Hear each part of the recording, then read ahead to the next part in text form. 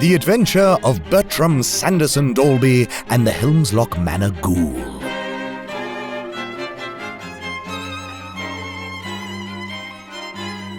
It was May of 1876 when my psychically inclined colleague and I found ourselves embroiled in yet another fascinating tale of intrigue and mystery. Detective Sanderson-Dalby's reputation and the singular character of his casework had only grown in the telling since our last encounter. So much so that his remarkable facility for deduction, aided in no small part by his otherworldly insights, had seen him consult with all manner of gentrified folk, lords and ladies alike. Having taken it upon myself to become the unofficial chronicler of his exploits, I'd encountered some resistance to the idea that he was in possession of extrasensory powers. In fact, he and I would often joke about his fantastical gifts, with him calling me a daft northern bastard and a wanker who should fuck off back to Yorkshire before he'd chin me into insensibility. But I knew it was just his way. So when he was called upon to investigate a dark and mysterious matter in the small Scottish hamlet of Helmsloch, I knew I had no choice but to follow him northward. Now, Lord Havisham, it is your contention that you've observed a spectral apparition on several occasions, at midnight, in this very cemetery, and indeed looming directly over the grave of your deceased brother. You have it precisely, Detective Sanderson-Dalby.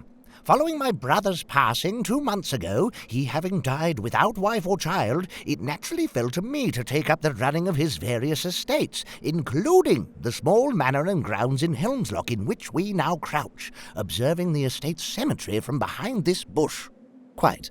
But you're absolutely certain there was no trick of the light, and that your senses were not clouded by grief or drink? Indeed not, Detective. I may have an evening tipple from time to time so as to brace myself against the cold during the evening walks my wife absolutely insists I take on a nightly basis. But I can assure you that I have seen a demon, sir. And he stood right there, desecrating the graveyard and shrieking his foul demonic gibberish. You understand, Lord Havisham, what an extraordinary thing it is that you claim to have witnessed.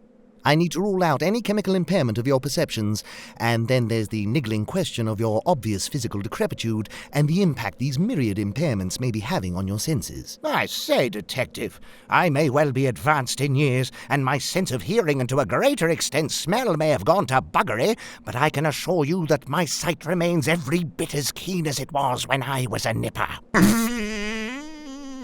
Indeed. Lord Havisham, did you perchance have eggs for supper? Good Lord, how on earth could you possibly have known that, dear boy? I'd heard about your remarkable powers of deduction, not to mention the rumours swirling about your extrasensory what's-it, but truly, Detective, you are something of a marvel. Yes. Well, I believe I'm beginning to understand why your wife insists on your evening constitutionals. Quiet, lad. See there? Something moves towards us through the trees. Something fell and terrible. Psst. You there. Have I the honour of addressing Lord Havisham, the recently installed Lord of Helmsloch Manor, whose grounds we currently find ourselves in? Oh, Christ. You do indeed, young man. I must say you quite startled us crashing through the undergrowth like that. Who the devil are you?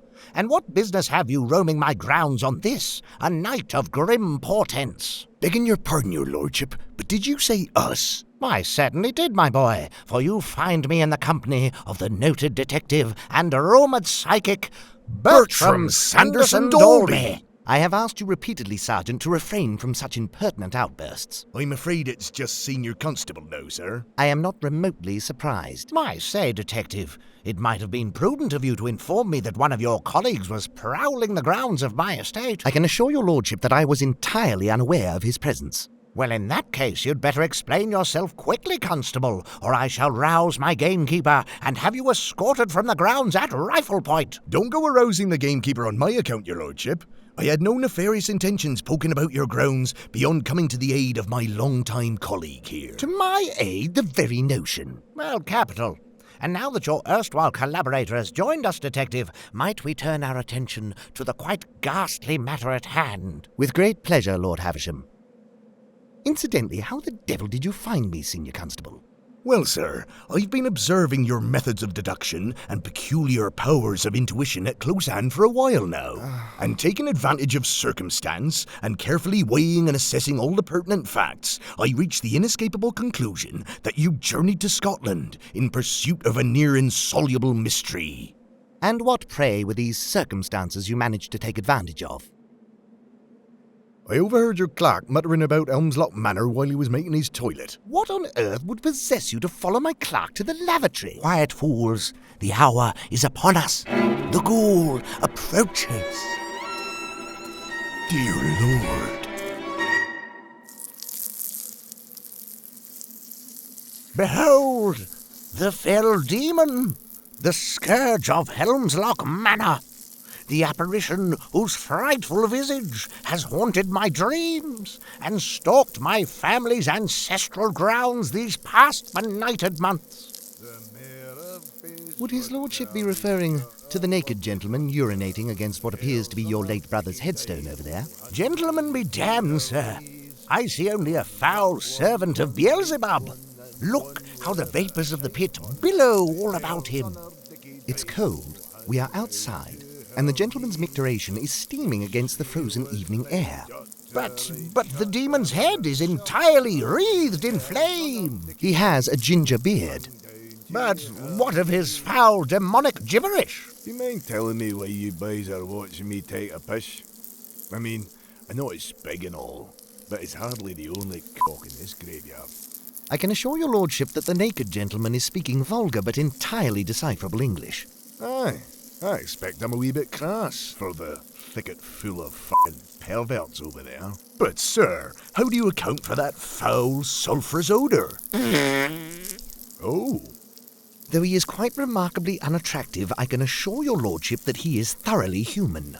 In fact, I'm reasonably certain he is your lordship's gamekeeper, and that he emanated from nowhere more mysterious than his own cottage adjoining the cemetery. Nonsense! I believe, sir, that I would know my own... Evening, your lordship. Lovely night for a wee walk. Oh, yes. Good evening, Ned. I say, any particular reason you're pissing on Paul Reginald's grave? Didn't like your brother, sir.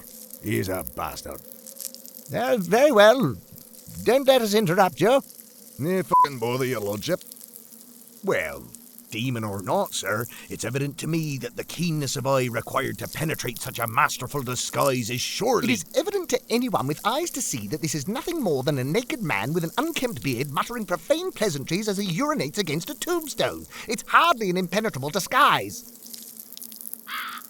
Well then, this is a little anticlimactic, isn't it, your lordship? Yeah, it most certainly is, Senior Constable.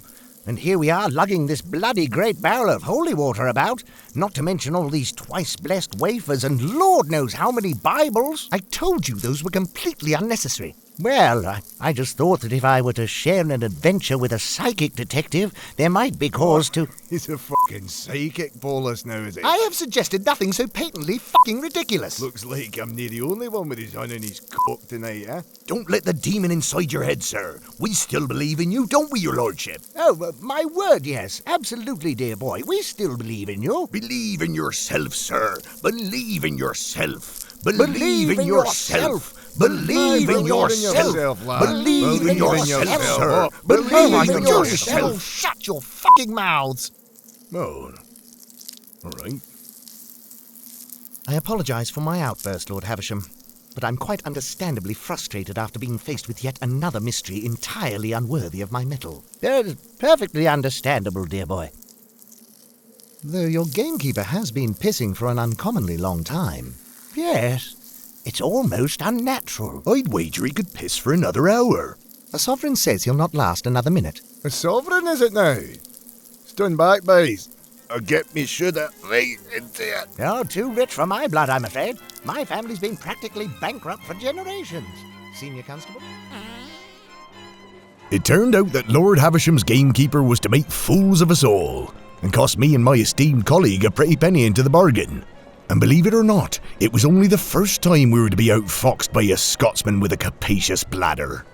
But that story will have to wait for another time.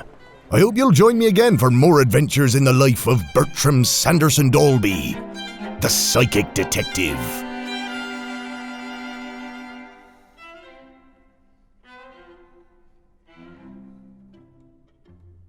That was the adventure of Bertram Sanderson-Dalby and the Helmsloch Manor Ghoul. Written and performed by old Shrimpeyes.